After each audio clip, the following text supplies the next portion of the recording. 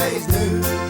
Hello again and welcome to Old News, the programme and podcast which looks at news stories of the day through the papers of yesterday.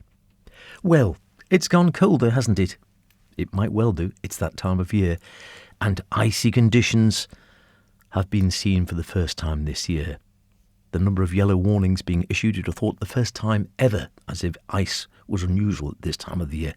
But that's another story, perhaps.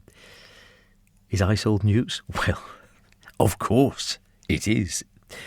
Let's go back to the Ramsey Courier, Friday, December the 8th, 1950. Notes and comments by Man About Town. Thrills on the Ice is the title of this piece. To abruptly part company with one's cycle and hit the hard ground on an icy road is not one's particular idea of a joke on a frosty Monday morning, but alas, such things do happen to make us mortals realise occasionally we're not exactly masters of our own fate. And then to follow it up with a more than exciting attempt at reaching Douglas in a motor car the following morning to find it spinning round on the road like a top really began to make one wonder whether this Christmas card stuff is all that it's cracked up to be. I know exactly where he's coming from. For my part, I'm prepared to put up with the nasty, mild, moist weather we call muggy and leave the snow and the frost and robins and all the rest of it to the poets. Joking apart, and it was no joke really, the hard weather has come unusually early this year, bearing in mind this was, what did we say, December the 8th. It is seldom that the roads are frostbound so early as they have been this week. There is an old saying that if there is enough ice to stand the weight of a duck before Christmas, there won't be after. Bear that one in mind. I hadn't tried my ducks on it, but I believe it was more than thick enough for that. Anyway, here's hoping for an early spring. I know exactly how he feels. But worse, in 1950, namely from the Isle of Man Times, Saturday, December the 23rd, so a few weeks later than that, it didn't improve, or at least not in parts of the UK. We got off relatively lightly, it seems. The article from the Times starts, although we in the island grumbled at the icy roads last Friday and Saturday, we were fortunate indeed to escape the snow blizzard, which covered the whole of England to a depth of several inches and caused 6 feet drifts on some of the main roads. A member of the Times staff had personal experience of the conditions when he went to Malvern near Worcester to collect his car from the manufacturers. Don't think I'd want to be driving my new car back in that. After a delayed landing at Speke Airport because of fog, there was a long, slow journey to Worcester by train, with the connection at Birmingham nearly 3/4 of an hour late. The cold was intense, and the crowded waiting rooms merely afforded shelter from the biting wind, so tiny were the fires provided by British Railways. I doubt if anything's changed there much, except there's no fires. Malvern on Friday night was colder than a Swiss village, with snow heaped high in the road gutters and motorists creeping slowly down the steep roads of the town, their chains making little impression on the frozen surface. Do we still have chains on tyres? You never seem to see them anymore, do you? The journey to Southport on Saturday was a motorist's nightmare, although there was comparatively little traffic on the roads and it was not snowing. The icy, snow-packed roads were so treacherous that even the slightest bend had to be approached with the utmost caution, and sometimes on straight sections, an incautious touch of the accelerator could cause the most alarming skids. An apt comment on the conditions on one long section of breakneck roadway was provided by a road repair sign which read, "Caution, temporary surface only." When Chester was reached 4 hours later, the midday thaw had started and the car was slithering and battling through inches of slush. All the way to Birkenhead, the car was plastered, as no matter how wide a berth was given to approaching lorries, the passing was always followed by a shower of slush and filthy water, which splattered all over the driver's side. Bearing in mind this was a brand new car he was picking up. Only normal motion of the trip was through the Mersey Tunnel, but the road to Southport was again icebound and driving made difficult by thick fog. Sounds an absolute joy, doesn't it? He did make it, though. You make him of stern stuff in those days. They got to the boat. Monday morning, when the Mona's Queen was about to leave, snow was again falling heavily. Back in the Isle of Man, it was almost incredible to find the roads merely greasy and to hear that we'd escaped the worst conditions England had known since the winter of 1947. Let's hope we're not in for that in the winter of 2025. The Ramsey Courier, Friday, January the 5th, 1951. The big freeze-up, we read. Mountain Road blocked with snow. Icy roads hold up traffic. A heavy fall of snow just before daybreak on New Year's morning gave the countryside in the north a Christmas card appearance and completely blocked the mountain road. The blizzard, which swept Northern Ireland and England, seemed to touch the north of the island mainly, and while on Monday these Arctic conditions were experienced on a line from Laxey across to Peel in the south and east of the island, it was cold but fine, and the Railway Cup final at Castletown was played under blue sky and in sunshine. It was not so much the snow as the freezing up of roads which caused the most trouble. Bus services operated to schedule, but only single-decker vehicles equipped with chains were used. Sloeg was treacherous, and several vehicles were stuck there for a time, and on the first 3 days of this week only motorists properly equipped and those who were compelled to travel were on the Ramsey-Laxey road. The Highway Board reported that the mountain road was completely blocked in a number of places, from the Gooseneck to Craignabar, and gangs of workmen were engaged on Tuesday and Wednesday in making a track. Some winter sports enthusiasts with skis went to Craignabar on Tuesday, but did not have much success. I don't know whether that means they couldn't ski, or there wasn't enough snow to try in any case. A few years later, 1955, the Mona's Herald, Tuesday, March the 15th.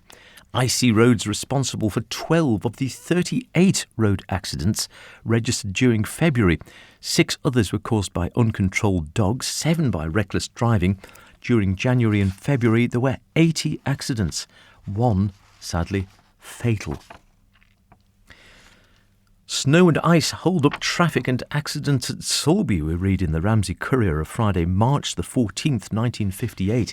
Yes, often March, you think of spring, seems to be the time when the island gets some of its worst snow. Certainly the worst snow I've ever experienced at Cronkovody was in March. The intermittent falls of snow we read this week and the icy roads have caused some trouble to traffic, and at odd times buses have been delayed. But having regard to the treacherous conditions, especially at night time, the services have been well maintained. Salt has been sprinkled on main roads and there's been no serious hold-up of traffic. On Wednesday afternoon, the heavy showers of snow caused 1 or 2 trouble spots. The Highway Board staff were quickly on the job with the snowplough. By 6 p.m, traffic was moving again on the Ballacrane-Michael Road, which had been affected. On the mountain road, conditions were described as Arctic, and the snowplough went to work there yesterday. Highway Board men put grit on Sloeg to make it easier for traffic, and a quick thaw on Wednesday evening helped matters considerably. On Wednesday morning, a van belonging to Mr. C.F. Collett, grocer of Church Street and driven by Mr. G.H. Collett of Laxey, had pulled up at the entrance to Kerramore Farm Sulby when a road service bus bound for Derby came along, slid in the snow, with the result that a collision occurred with the van, which was stationary. Mrs. Florence May Melvin of Kerramore Farm, who was standing by the van, sustained bruises and was attended later by Dr. J.G. Patton. Or is that Peyton? Patton, I think. In the Green Final, Saturday, March the 15th, 1958, Arthur Moore's Saturday Sauce was the column. If you don't want to risk falling, writes Arthur, over a pavement, bumping into a wall, or slipping on an icy road surface at dark nights next winter, then you'll have to make sure you're safely indoors before 11 p.m. Or, of course, carry a torch. Douglas Town Council have decided to extinguish street lighting in every street at this hour from next October the 1st to March the 21st, instead of at midnight as at present. So, it looks as if the curfew will be sounding for folk who have been in the habit of dropping in at distant friends' homes to view the late-night television programmes. Really? Well, I suppose, of course, this is 1958. You might pop round to someone who had a TV. Or for those who have various reasons for being out and about after 11. There must be many ratepayers wondering not only what's coming over Douglas in the summer months, but in the long, dreary months of winter as well. Up goes the rate again. This coming year's rate of 8 shillings and 9pence in the pound will constitute a record call on the ratepayers. Yet bus services have worsened, and now we're forced with a cut of an hour in the town street lighting amenities. It's all mighty perplexing to the man in the street, especially considering that the majority of town council election candidates are so fond of announcing themselves as progressives. Sounds vaguely familiar, doesn't it? 1958. And last, 1961, Alaman Daily Times. Tuesday, January the 3rd. Tuesday topic. Now is the time for winter snow and icy roads. Are the island's highway authorities ready for it, the writer asks. In recent days, experience prompts the query. Heading towards Douglas to work in the mornings, many motorists have had the unpleasant shock of finding themselves on frozen patches, particularly approaching the town boundaries. Sounds familiar. Certain sections of the Castletown, Peel and Onken roads have produced damaging results for vehicles, fortunately without personal injuries. It has been noted that the grit is laid over these sections at a time when most road travellers in the mornings have completed their journey.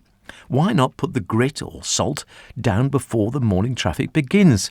A few well-placed ice danger signs would be helpful too in giving warning of the treacherous patches on the worst sections. Before the snow comes on the lower ground and in the towns, it is pertinent to ask too whether the clearance equipment is ready for action and whether Operation Clearway is all set to go to avoid the mess and inconvenience of previous years. Have we improved over the years when it comes to snow? Probably not. We don't really get enough of it on a regular basis to make it a massive issue. Every so often we do. In between years we might not get any, and some years we get a little smattering here and there. Perhaps that's the issue. Whichever way you look at it, of course, it's old news. Until next week, cheerio.